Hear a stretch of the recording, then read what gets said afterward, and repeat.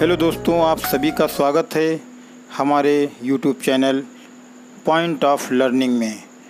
जैसा कि हम पिछले 2 अध्याय में पढ़ चुके हैं, कब, कैसे, कहाँ और मनुष्य का आखेटक जीवन। अब हमारे सामने अध्याय 3 है, आरंभिक नगर, यानी कि प्राचीन काल में नगरों का विकास कैसे हुआ और नगर कैसे बसे। चैप्टर आपके सामने है। शुरू करते हैं हम आज 6 क्लास की किताब का तीसरा अध्याय, हड़प्पा की कहानी। तो दोस्तों, आपको बताते चलें कि प्राचीन समय की 4 सबसे विकसित सभ्यताएं इतिहास में मानी गई हैं, जिनमें एक चीन की सभ्यता है, दूसरी नील की सभ्यता, तीसरी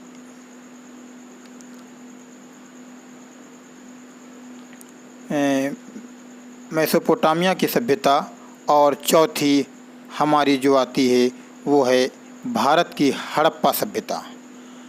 तो हड़प्पा सभ्यता में जिस नगर की प्राचीन समय में खोज की गई, वही सबसे पुराना नगर खुदाई में पुरातत्वविदों को मिला और इसी के आधार पर उस नगर का नाम हड़प्पा रखा गया। और चूँकि हड़प्पा नगर सबसे प्राचीन नगर था, इसलिए उस सभ्यता का नाम भी हड़प्पा सभ्यता दिया गया, जिसे सिंधु घाटी सभ्यता भी कहते हैं। इसे हम अगले चैप्टर में पढ़ेंगे। यहाँ से शुरू करते हैं हड़प्पा की कहानी। अक्सर पुरानी इमारत अपनी कहानी बताती है। लगभग 150 साल पहले जब पंजाब में पहली बार रेलवे लाइन बिछाई जा रही थी, तो इस काम में जुटे इंजीनियरों को अचानक हड़प्पा पुरास्थल मिला, जो आधुनिक पाकिस्तान में है। उन्होंने सोचा कि यह एक ऐसा खंडहर है जहां से अच्छी ईंटें मिलेंगी। ये सोचकर वे हड़प्पा के खंडहरों से हजारों ईंटें उखाड़ ले गए, जिससे उन्होंने रेलवे लाइन बिछाई। इससे कई इमारतें पूरी तरह नष्ट हो गईं। तो पैराग्राफ में बताने की कोशिश ये की गई है कि हड़प्पा सभ्यता इतिहास में या इतिहास के वजूद में कैसे सामने आया। जब भारत में अंग्रेज़ों का शासनकाल था, विकास की दौड़ निरंतर आगे बढ़ रही थी। ऐसी हालत में जब भारत में रेल लाइन बिछनी शुरू हुई, तो जब हड़प्पा नामक स्थान पर रेल की पटरियां बिछाने का काम शुरू हुआ, तो वहां पर खुदाई की गई और उस खुदाई में हड़प्पा नामक स्थान मिला, जहां प्राचीन समय के भवन जो खंडहर बन चुके थे मिले, जिनमें से काफ़ी अच्छी और मजबूत ईंटें मिलीं। अंग्रेज़ों ने उस समय इन ईंटों को रेलवे लाइन बिछाने के काम में प्रयोग किया। तो दोस्तों, आप देख सकते हैं कि हड़प्पा सभ्यता किस तरीके से वजूद में आई। क्योंकि आधुनिक समय में हड़प्पा सभ्यता का अधिकतम क्षेत्रफल पाकिस्तान में है, लेकिन जिस वक्त हड़प्पा सभ्यता की खोज की गई, उस समय या भारतवर्ष में ही मौजूद थी। उसके बाद लगभग 80 साल पहले पुरातत्वविदों ने इस स्थल को ढूंढा और तब पता चला कि ये खंडहर उपमहाद्वीप के सबसे पुराने शहरों में से एक है। चूँकि इस नगर की खोज सबसे पहले हुई थी, इसलिए बाद में मिलने वाले इस तरह के सभी पुरास्थलों में जो इमारतें और चीज़ें मिलीं, उन्हें हड़प्पा सभ्यता की इमारतें कहा गया। इन शहरों का निर्माण लगभग 4700 साल पहले हुआ था। तो यहाँ हमें ये हड़प्पा सभ्यता कब बसी या कब वजूद में आई, इसकी जानकारी भी मिलती है कि आज से लगभग 4700 वर्ष पहले हड़प्पा सभ्यता विकसित सभ्यता थी।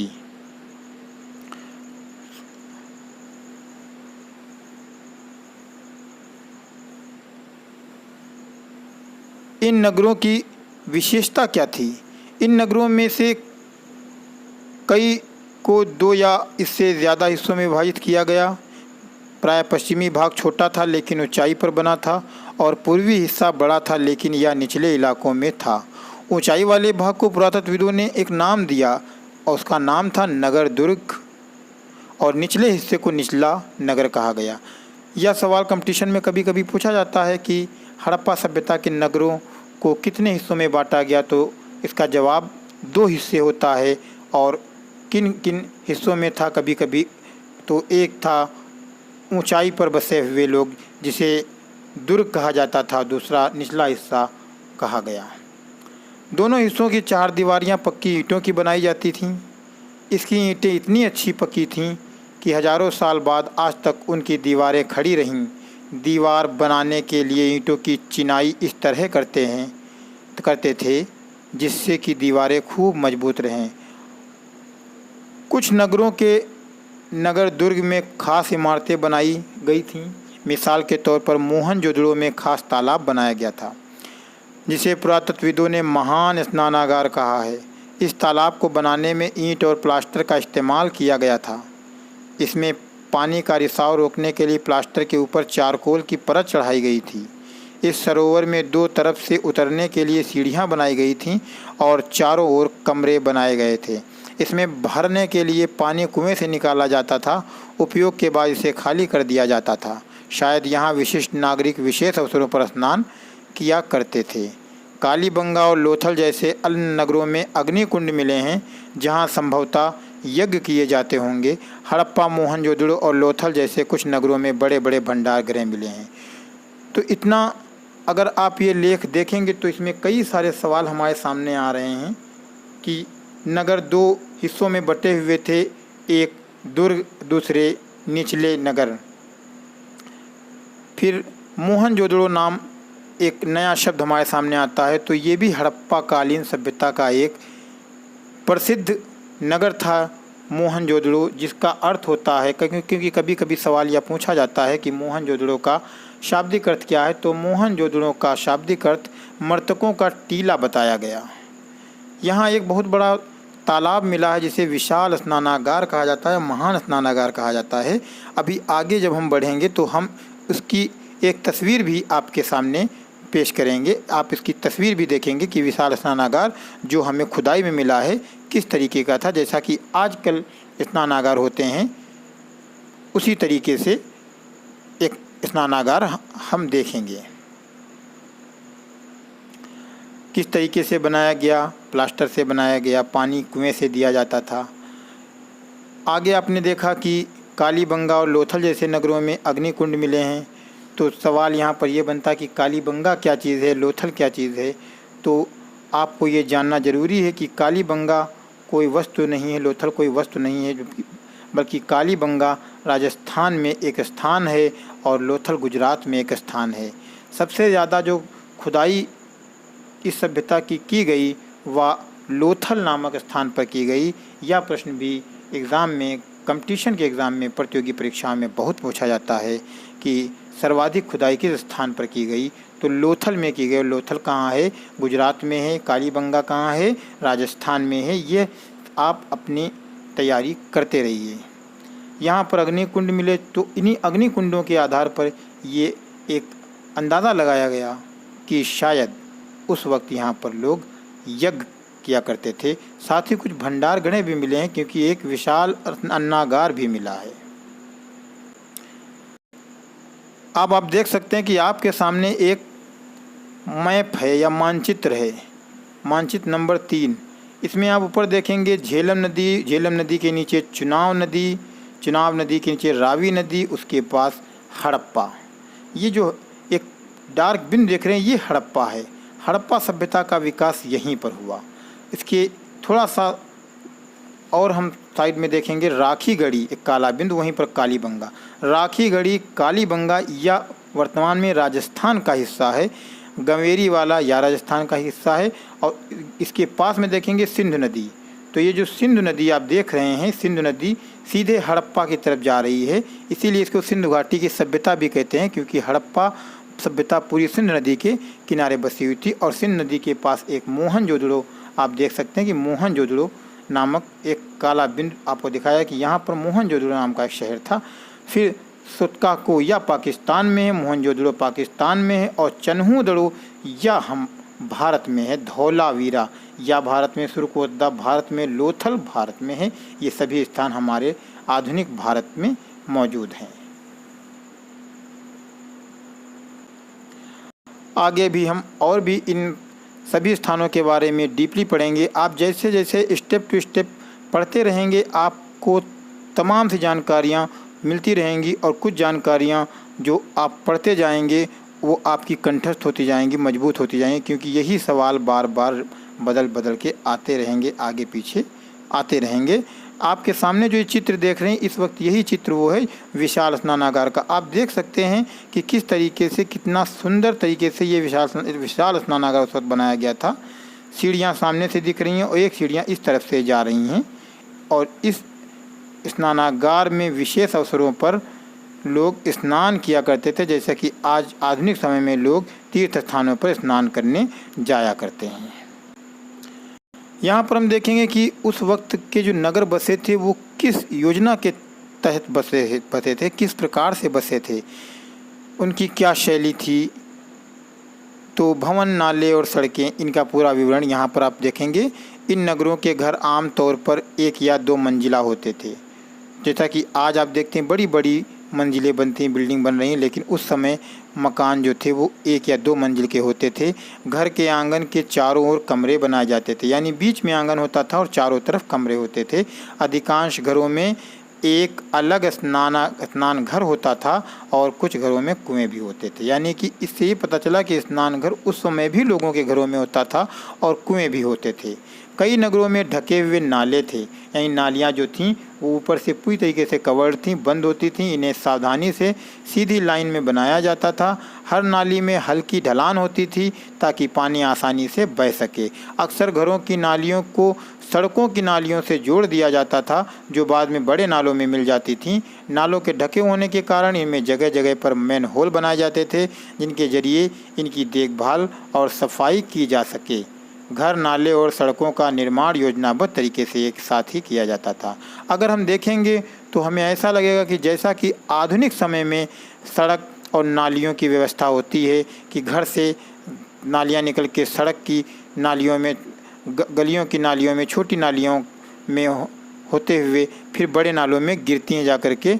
और इस तरीके से अगर हम ये तुलना करें तो हमें ऐसा लगे कि जैसी व्यवस्था हम आज देख रहे हैं ऐसी व्यवस्था उस समय प्राचीन काल में हड़प्पा सभ्यता में पाई जाती थी। या यूँ कहें कि हड़प्पा सभ्यता की जो बनावट थी या जिस तरीके से वो बसा हुआ था, उसी के आधार पर आज जो आधुनिक नगर बसे, जो भी नगरों में विकास हुआ, वो कहीं ना कहीं हड़प्पा सभ्यता के ही बेस पर हुआ है।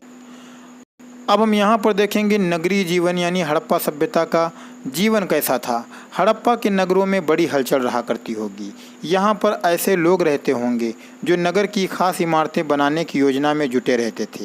यानी एक अनुमान लगाया गया कि उस वक्त ऐसे लोग थे जो हर नगर में जो खास जो इमारतें बनती थी उसको योजना के अंतर्गत बनाया जाता था। ये संभवतः यहाँ के शासक थे। तो उस समय भी शासन व्यवस्था थी। अगर शासन व्यवस्था ना होती तो इतनी योजनाबद्ध तरीके से नगर ना बसाए गए होते। यह भी संभव है कि ये शासक लोगों को भेजकर दूर दूर से धातु, बहुमूल्य पत्थर और अनुपयोगी चीज़ें मंगवाते थे। शायद शासक लोग खूबसूरत मनकों तथा सोने चांदी से बने आभूषणों जैसी कीमती चीज़ों को अपने पास रखते होंगे। इन नगरों में लिपिक भी होते थे जो मोहरों पर लिखते थे, और शायद अन्य चीज़ों पर भी लिखते होंगे जो बच नहीं पाई। यानी इतिहास में ये अनुमान लगाया गया कि बहुत सी चीज़ें ऐसी हैं जो हमें नहीं मिल पाईं। इसके अलावा नगरों में शिल्पकार, स्त्री पुरुष भी रहते थे जो अपने घरों या किसी उद्योग स्थल पर तरह तरह की चीज़ें बनाते होंगे। लोग लंबी यात्राएं भी करते थे और वहां से उपयोगी वस्तुएं लाते थे, और साथ ही लाते थे सुदूर देशों की किस्से कहानियाँ। मिट्टी से बने कई खिलौने भी मिले हैं जिनमें बच्चे खेलते होंगे। तो आप देख सकते हैं कि ये हमारा नगरीय जीवन था, यानी कि आज जैसे हम देख रहे हैं उसी तरीके से उस वक्त भी लिपिक थे, शिल्पकार थे, कारीगर थे, व्यापारी थे, सभी लोग थे और जो अपने नगरों को विकसित किया करते थे। आप देख सकते हैं ये एक नाली का चित्र दिया गया है। उस समय की जो नालियाँ सीधी बनाई जाती थीं और साथ ही हर घर में कुएँ होते थे, जैसा बताया गया ये कुएँ हैं। अब ये कुआँ भी आप देख सकते हैं। इसके अलावा ये जो मोहरे हैं ये यहाँ पे आप देख सकते हैं, आपके सामने चित्र हैं, प्राचीन समय की मोहरे हैं। जैसा कि हमने बताया है कि उस समय की जो लेख प्राप्त हुए हैं उस पर एक अजीब सी लिपि लिखी हुई है और इस लिपि को अभी तक पढ़ा नहीं जा सका है। नगर और नए शिल्प। आओ अब सब कुछ ऐसी चीज़ों के बारे में अध्ययन करें जो हड़प्पा के नगरों से प्राप्त हुई हैं। पुरातत्वविदों को जो चीज़ें मिली हैं उनमें अधिकतर पत्थर हैं, शंख हैं, तांबे हैं, कांसे, सोने और चांदी जैसी धातुओं से बनाई गई वस्तुएं हैं। तांबे और कांसे से औजार, हथियार, गहने और बर्तन बनाए जाते थे। सोने और चांदी से गहने और बर्तन बनाए जाते थे। यानी कि तांबे और कांसे का इस्तेमाल औजार, हथियार बनाने में, गहने और बर्तन बनाने में भी होता था, लेकिन सोने चांदी का इस्तेमाल गहने और बर्तन बनाने में ही होता था। यहाँ पर मिली सबसे आकर्षक वस्तुओं में मनके हैं, बाँट हैं और फलक हैं। आप देख सकते हैं कि यहाँ के ऊपर पत्थर के बने बाँट हैं। इनको आप ध्यान से देख सकते हैं। ये उस समय के हड़प्पा कालीन सभ्यता के बाँट हैं जिनका इस्तेमाल माप तौल में किया जाता था। पत्थर के बाँट देखो ऊपर, कितने ध्यान से और उपयुक्त तरीके से इन बाँटों को बनाया गया। इन्हें चर्ठ पत्थर से बनाया गया। इन्हें शायद बहुमूल पत्थर और धातुओं को तौलने के लिए बनाया गया होगा। मध्य में बाएं मनके से कई कार्नियल पत्थरों से बनाए गए थे। पत्थरों को काट कर और तराश कर मनके बनाए गए। इनके बीच छेद किए गए थे ताकि धागा डालकर माला बनाई जा सके। तो बहुत से लोग ये सोचते हैं मनके क्या चीज़ होते हैं। तो मनके आज जिसको हम मोती कहते हैं उसी को मनके कहा जाता है। मध्य में दाएं पत्थर के धारदार फलक, नीचे दाएं कढ़ाई वस्त्र, एक महत्वपूर्ण व्यक्ति की पत्थर से बनी मूर्ति जो मोहनजोदड़ो से मिली थी। इसमें उसे कढ़ाईदार वस्त्र पहने हुए दिखाया गया है। तो जैसा कि आपने देखा, जो इसमें पढ़ा, तो आपको सिर्फ यहाँ पर अभी हमने पत्थर दिखाए हैं, बाँट के जो कि हैं बाँट जो पत्थर से बनाए गए थे। बाकी जो चित्र हैं वो भी आपके सामने एक एक करके दिए हुए हैं। ये जो आप देख रहे हैं एक माला, इनको मनके कह सकते हैं। ये पत्थरों से बनाई गई हैं और साथ ही साथ ये चीज़ें हथियार वगैरह बनाए गए। इसके अलावा जो आप देखेंगे जिस मूर्ति के बारे में बताया गया, ये मूर्ति आपके सामने यहाँ पर मौजूद है। अब हम आगे देखते हैं। हड़प्पा सभ्यता के लोग पत्थर की मोहरें बनाते थे। इन आयताकार मोहरों पर सामान्यतः जानवरों के चित्र मिले हैं। हड़प्पा सभ्यता के लोग काले रंग से डिजाइन किए हुए खूबसूरत लाल मिट्टी के बर्तन बनाते थे। इस चीज़ के बारे में भी हम आगे पढ़ेंगे, क्योंकि उस वक्त लाल मिट्टी के बर्तनों को मृदभांड कहा गया है। संभवतः 7000 साल पहले मेहरगढ़ में कपास की खेती होती थी। मोहनजोदड़ो में कपड़े के टुकड़ों के अवशेष, चांदी के एक फूलदान के ढक्कन तथा कुछ तांबे की वस्तुओं में से चिपके हुए मिले हैं। पक्की मिट्टी तथा फ्रेंस से बनी तकलियाँ सूत कताई का संकेत देती हैं। तो यहाँ पर ध्यान देने की बात यह है कि 7000 साल पहले कपास की खेती होती थी, यानी कपास से लोग उस वक्त परिचित हो चुके थे। इसके साथ ही तांबे की कई वस्तुएं प्राप्त हुई। इसका मतलब तांबे की खोज हो चुकी थी उस समय में। प्राचीन कालीन हड़प्पा सभ्यता जब अपने विकास की दौर में थी, उस वक्त लोग सोने, चांदी और तांबे से भी परिचित थे, क्योंकि कई ऐसी चीज़ें जैसे कि फूलदान और मिट्टी के पके हुए बर्तन या सूत तकली कताई का संकेत देती हुई तकलियाँ मिली हैं। आगे बढ़ते हैं दोस्तों। इनमें से अधिकांश वस्तुओं का निर्माण विशेषज्ञों ने किया था।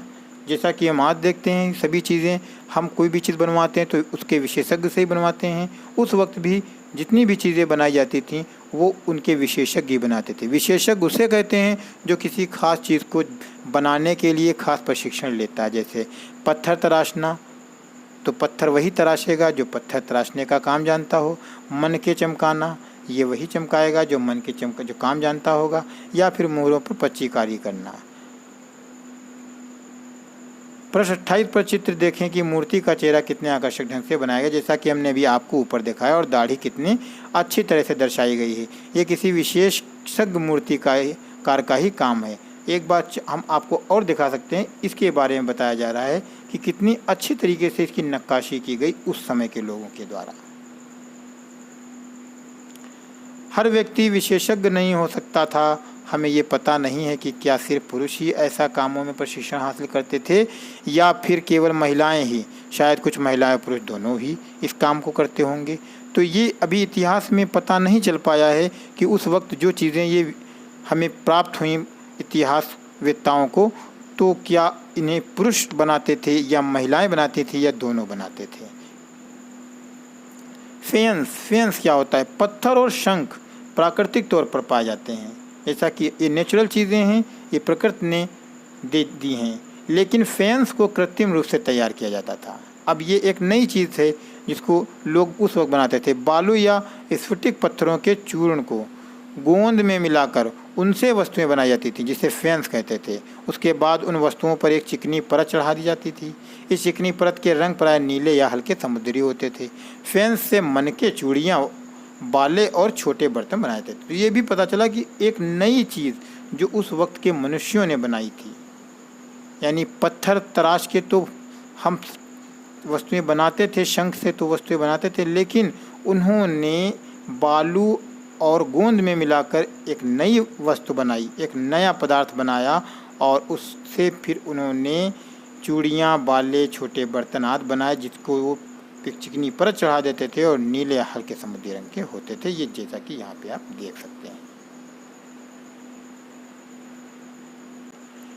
आगे बढ़ते हैं, देखते हैं कच्चे माल की खोज। कच्चा माल उन पदार्थों को कहते हैं जो या तो प्राकृतिक रूप से मिलता है या फिर किसान या पशुपालक उनका उत्पादन करते हैं। वह भी हम कह सकते हैं कि वो भी एक तरीके से कच्चा माल होता है। जैसे लकड़ी या धातुओं के अयस्क प्राकृतिक रूप से उपलब्ध कच्चे माल हैं। इनसे फिर कई तरह की चीज़ें बनाई जाती हैं। मिसाल के तौर पर किसानों द्वारा पैदा किए गए कपास को कच्चा माल कहते हैं, जिससे बाद में कताई बुनाई करके कपड़ा तैयार किया जाता था। हड़प्पा में लोगों को कई चीज़ें वही मिलती हैं, लेकिन तांबा, लोहा, सोना, चांदी और बहुमूल्य पत्थर, इन्हें दूर दूर से आयात किया जाता था। हड़प्पा के लोग तांबे का आयात संभवतः आज के राजस्थान से किया करते थे। यहाँ तक कि पश्चिम एशिया देश ओमान से भी तांबे का आयात किया जाता था। कांसा बनाने के लिए तांबे के साथ मिलाई जाने वाली धातु टीन का आयात आधुनिक ईरान और अफगानिस्तान से किया जाता था। सोने का आयात आधुनिक कर्नाटक और बहुमूल्य पत्थर का आयात गुजरात, ईरान और अफगानिस्तान से किया जाता था। तो जैसा कि आपने देखा, इसमें हमें कई महत्वपूर्ण जानकारियाँ प्राप्त हुई कि उस वक्त जो धातुएं थीं वो सभी की सभी धातुएं हड़प्पा में नहीं पाई जाती थीं, बल्कि बहुत सी धातुओं का आयात किया जाता था, जिसमें हमारे देश के कई राज्यों से उस वक्त आयात किया जाता था, यानी वहाँ पर धातुएं मंगाई जाती थीं। अफ़गानिस्तान से और ईरान से टीन का आयात किया जाता था। वहीं बहुमूल्य पत्थरों का आयात गुजरात और ईरान, अफ़गानिस्तान से किया जाता था। सोने का आयात कर्नाटक से किया जाता था। तो इस तरीके से हमने देखा कि कई सारी जो बहुमूल्य धातुएं या पत्थर थे, उनका आयात हड़प्पा के लोग करते थे। यहाँ पर आप देख सकते हैं एक बैलगाड़ी की बनावट है। चीज़ों को एक जगह से दूसरी जगह कैसे ले जाया करते थे। तो चित्र को देखिए, जो कि एक खिलौना है और दूसरी एक मोहर है। ये आप देख सकते हैं, ये उस समय की एक मोहर है। हम अजीब सी लगती हैं, लेकिन उस समय में ये सब चीज़ें प्रयोग हुआ करती थीं। नगरों में रहने के लिए भोजन की व्यवस्था कैसे की जाती थी। अब यहाँ पर हम आप देखते हैं कि भोजन किस तरीके से लोग प्राप्त करते थे। लोग नगरों के अलावा गांवों में भी रहते थे। वे अनाज उगाते थे और जानवर पालते थे। किसान और चरवाहे ही शहरों में रहने वाले शासकों, लेखकों और दस्तकारों को खाने के सामान देते थे। पौधों के अवशेषों से पता चलता है कि हड़प्पा के लोग गेहूँ, जौ, दाल, मटर, धान, तिल और सरसों उगाते थे। यानी कि अब हम ये कह सकते हैं कि हड़प्पा के लोग किन किन अनाजों से परिचित थे, तो उसमें आपका गेहूं है, जौ है, दाल है, मटर है, धान है, यानी गेहूं, चावल, तिल, सरसों, ये सभी चीज़ें हैं जो आधुनिक समय में हम खाद्य के रूप में प्रयोग करते हैं। ज़मीन की जुताई के लिए हल का प्रयोग किया जाता था। हड़प्पा काल के हल तो नहीं बच पाए हैं क्योंकि वे प्राय लकड़ी से बनाए जाते थे, लेकिन हल के आकार के खिलौने मिले हैं। इस क्षेत्र में बारिश कम होती है, इसलिए सिंचाई के लिए लोगों ने कुछ तरीके अपनाए होंगे। संभवतः पानी का संचय किया जाता होगा और ज़रूरत पड़ने पर उससे फसलों की सिंचाई की जाती थी। क्योंकि यह रेगिस्तान राजस्थान का इलाका है, इसलिए वहाँ पर बारिश कम होती थी, तो बारिश कम होने की वजह से सिंचाई की व्यवस्था के लिए लोग पानी को एकत्रित करते थे, जमा करते थे और समय पड़ने पर उससे सिंचाई करते थे। यहाँ पर आप देख सकते हैं जैसा कि उस समय के हल लकड़ी के बने होते थे, तो क्योंकि लकड़ी की बनी हुई चीज़ें नष्ट हो जाती हैं, तो हल का प्रमाण तो नहीं मिला, लेकिन एक खिलौने जो हल के प्रमाण रूप में, जैसा कि अभी आपने एक बैलगाड़ी देखा जो कि एक खिलौना ही था, लेकिन इससे अंदाज़ा लगाया जा सकता है कि उस समय लोग बैलगाड़ी का प्रयोग करते थे। इसी तरीके से उस समय का ये हल का एक खिलौने का एक नमूना है। यानी इस तरीके से हम अंदाज़ा लगा सकते हैं कि हल भी ऐसे ही बनाए जाते थे। हड़प्पा के लोग गाय, भैंस, भेड़ और बकरियां पालते थे। बस्तियों के आसपास तालाब और चरागाह होते थे, लेकिन सूखे महीनों में मवेशियों के झुंडों को चारा पाने की तलाश में दूर दूर तक उनको जाना पड़ता था। वे बेर जैसे फलों को इकट्ठा करते थे, मछलियां पकड़ते थे और हिरण जैसे जानवरों का शिकार भी करते थे। तो पता ये चला कि हड़प्पा के लोग पशुपालन करते थे। पशुपालन में वो गाय, भैंस, भेड़, बकरियां पालते थे। तालाब के पास चरागाह होते थे, यानी जानवरों के चरने के लिए बहुत सी घास होती थी, लेकिन जब यह घास ख़त्म हो जाती तो वो दूर दराज के क्षेत्रों में जाते थे और वहाँ पर अपने जानवरों को चराने के लिए चारे का बंदोबस्त करते थे। साथ ही वह मछलियाँ भी पकड़ते थे और हिरन का शिकार भी करते थे। गुजरात प्रांत और हड़प्पा सभ्यता का संबंध बहुत प्राचीन है और साथ ही साथ इस गुजरात में एक जगह है लोथल, या और भी जगह हैं धौलावीरा। इन स्थानों से आपकी प्रतियोगी परीक्षाओं में बहुत से सवाल आते हैं। कच्छ के इलाके में खदिर बेट के किनारे धौलावीरा नगर बसा था। वहाँ साफ पानी मिलता था और ज़मीन उपजाऊ थी। जहाँ हड़प्पा सभ्यता के कई नगर 2 भागों में विभक्त थे, वहीं धौलावीरा नगर को 3 भागों में बांटा गया। अभी आपने ऊपर देखा ऊंचाई पर बसे दुर्ग, नीचे निचले नगर, लेकिन यहाँ धौलावीरा जो स्थान मिला यह 3 भागों में बटा हुआ था। इसके हर हिस्से के चारों ओर पत्थर की ऊंची ऊंची दीवार बनाई गई थी। इसके अंदर जाने के लिए बड़े बड़े प्रवेश द्वार थे, यानी इस नगर के लिए व्यवस्था की गई थी। इस नगर में एक खुला मैदान भी था जहाँ सार्वजनिक कार्यक्रम आयोजित किए जाते थे। यहाँ मिले कुछ अवशेषों में हड़प्पा लिपि के बड़े बड़े अक्षरों को पत्थरों में खुदा पाया गया। इन अभिलेखों को संभवतः लकड़ी में जड़ा गया था। यह एक अनोखा अवशेष है क्योंकि आमतौर पर हड़प्पा के लेख मुहर जैसी छोटी वस्तुओं पर ही पाए गए, यानी यहाँ पर एक बड़े बड़े लेख पाए गए धौलावीरा में, जबकि बाकी चीज़ें हमें मुहरों पर लिखी हुई मिली। गुजरात की खंबात की खाड़ी में मिलने वाली साबरमती की एक उपनदी के किनारे बसा लोथल नगर ऐसे स्थान पर बसा था जहाँ कीमती पत्थर जैसा कच्चा माल आसानी से मिल जाता था। तो चूँकि साबरमती नदी गुजरात में है, लेकिन साबरमती की एक और उपनदी के किनारे बसा है लोथल नगर, और लोथल नगर में सबसे ज़्यादा खुदाई हुई है हड़प्पा सभ्यता की।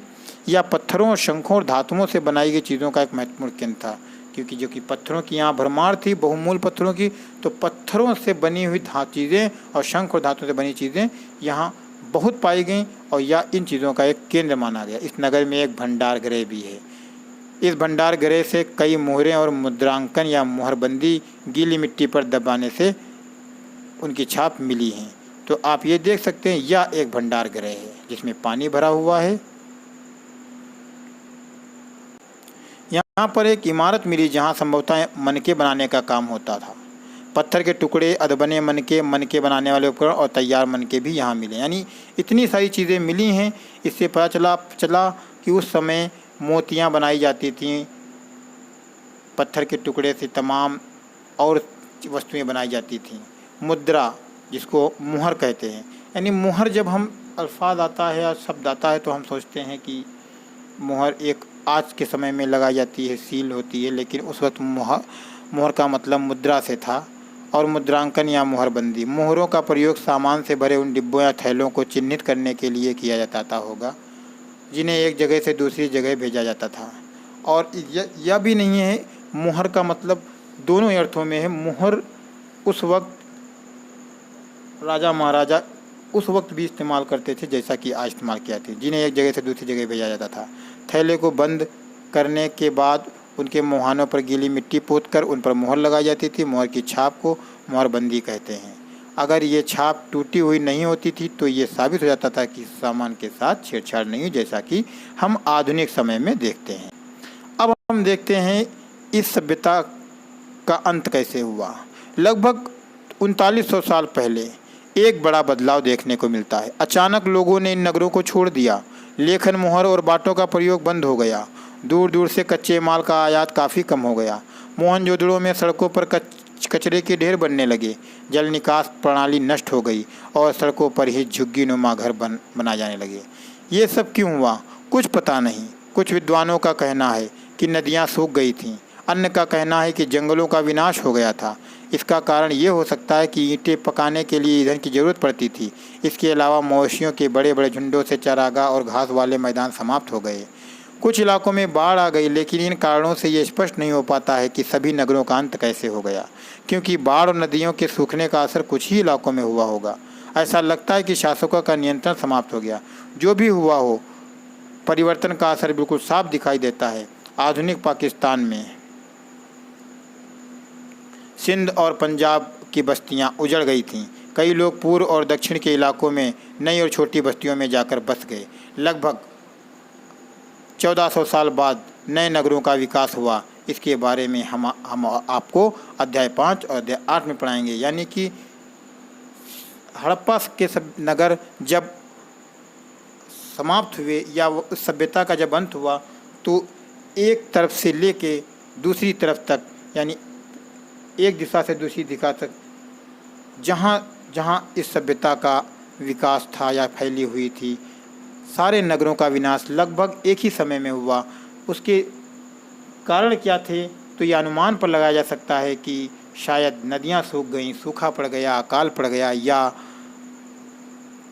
पशुओं की चरने की वजह से चरागाह खत्म हो गए, मैदान खत्म हो गए, या जंगलों के ख़त्म होने की वजह से, या फिर प्राकृतिक आपदाएं, बाढ़, भूकंप, इस तरीके से अनुमान लगाया गया कि कुछ कारण ऐसे रहे कि यह नगर समाप्त हो गया और धीरे धीरे या फिर से गांव के रूप में झुग्गी झोपड़ियों में बस गया।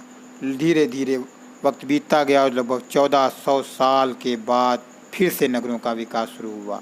इसके बारे में हम आप सभी को अध्याय 5 और अध्याय 8 में बताएंगे।